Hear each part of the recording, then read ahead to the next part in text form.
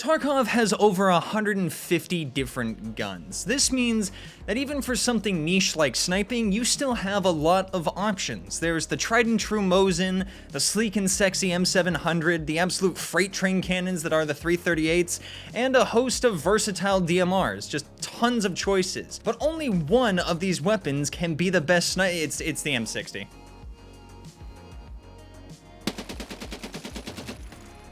The M60 is the best sniper in the game. Like most LMGs in Tarkov, the M60 is viewed as a meme weapon. It's funny, but not really all that viable. This is because people don't know what they're doing. It is chambered in 7.62x51, a high damaging bullet that flies very fast. There's a reason it has been meta for several years now. Now take 100 of these bullets and stick them in a flat shooting weapon that spits them out at 600 rounds per minute. What a funny joke. I guarantee you the guy on the receiving end is laughing his ass all the way back to the lobby screen. On top of it all, the M60 is stupidly accurate. With the extended barrel, the M60 has an MOA of 1.1. This means that in Escape from Tarkov, it is more precise than the SR-25, the M1A, and the H&K G28. Now, as a California native, my understanding of firearms has been nerfed by the powers that be. However, I find it hard to believe that an open-bolt light machine gun from the 1950s is more accurate than a purpose-built DMR from the 2000s. Bottom line is, gun shoots far and it shoots straight. Excellent for sniping. But what about the recoil? The recoil on the M60 up close is practically non-existent, but when you stick an 8x magnification on top of it and try to spray over long distances, it can be quite a bit to handle. That is where this 1-pound chunk of steel comes into play. With the bipod deployed, the M60 goes from the physical manifestation of accuracy by volume of fire to a laser beam bullet hose that will murder anything unfortunate enough to be downrange. With this, you have the engineer's solution to sniping. It doesn't have to be pretty, and it doesn't have to be sexy. The problem just has to get solved. Your problem in this circumstance is there's some guy 200 yards away that is breathing, and you don't want him to be. Other snipers and DMRs require you to properly range and lead your target. During that chain of calculations, they might slip away. The M60, however, takes these calculations and beats them into submission. Pi equals E equals 3, math be damned, it just works. Point at the enemy, pull the trigger, correct aim is needed.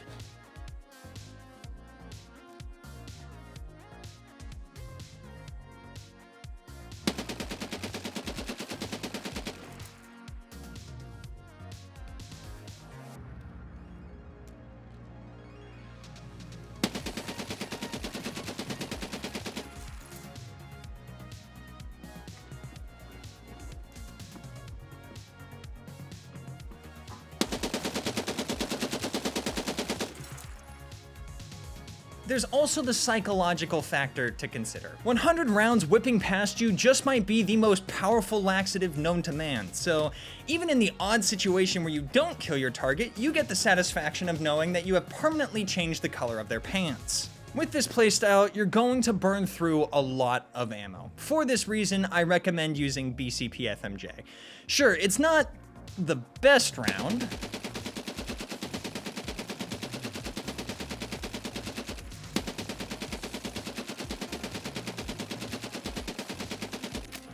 but that's why you have 100 of them. Or, if your bank account allows, you can just be evil. Since precision is not a necessity with the M60, you don't even need to know where the enemy is to kill them. Tower, give me the vague direction of the enemy.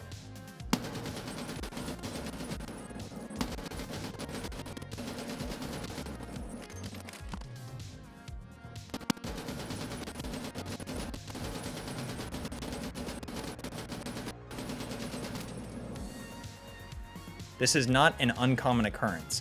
This merit also makes sniping with thermals very useful. Thermals are fantastic for spotting people, but the sight picture they offer isn't great, which makes precision a difficulty. As previously stated, this is not a problem with the M60. Best of all, it solves the fundamental issue of most other snipers, that oh shit moment when someone catches you off guard and gets just a little too close for comfort. With a bolt action, you're either hitting a clip or getting a loading screen. Even with the DMR, if a group of players shows up and catches you off guard, you might be in trouble. With the M60, behold the combination of a box magazine and brain damage.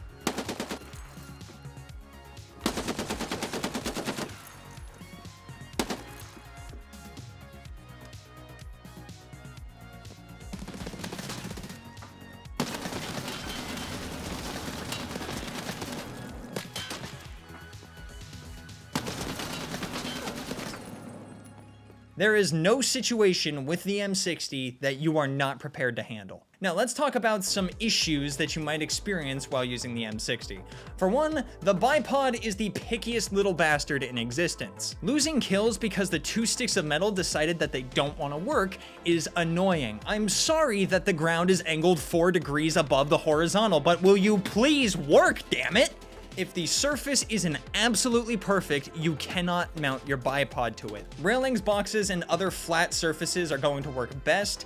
However, if you're going to be prone somewhere, I highly recommend that you test out your bipod to make sure it's going to work the way you want it to. The second major issue, and probably the main reason this weapon isn't used, is weight. The M60 is a heavy boy. Running and repositioning with this 30-pound murder machine isn't the easiest thing to do. I highly recommend using lightweight armor like the monocleat plates. This can really help lighten up your kit, and you're still going to be fairly heavy, but don't worry, the more rounds you put down range, the less weight you have to carry to the extract, so that's nice. The other good news is not many people are going to loot your gun. It's heavy and not really worth all that much, so people don't want to lug it to the extract. Because of this, you get it back in insurance a lot. In summary, how should you employ this silly weapon to maximize effectiveness?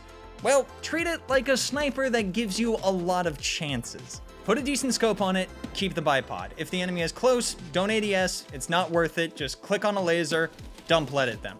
If they're far, deploy the bipod, dump lead at them. No matter what, you should always be dumping lead. It's what the weapon is designed for. Don't be stingy, put bullets downrange. And that will about do for the first installment of the Guide to Tarkov's Silly Weapons, or whatever I end up calling this series. I'm not sure what to do next. It's either going to be the RPD or the standard Uzi, so let me know what you would prefer to see next. Also, if you are watching this right as it came out, I will be live on Twitch with the new stream art, so be sure to come check that out and say hi. Otherwise, just thank you so much for watching, especially all the way to the end of the video, and I hope you enjoyed.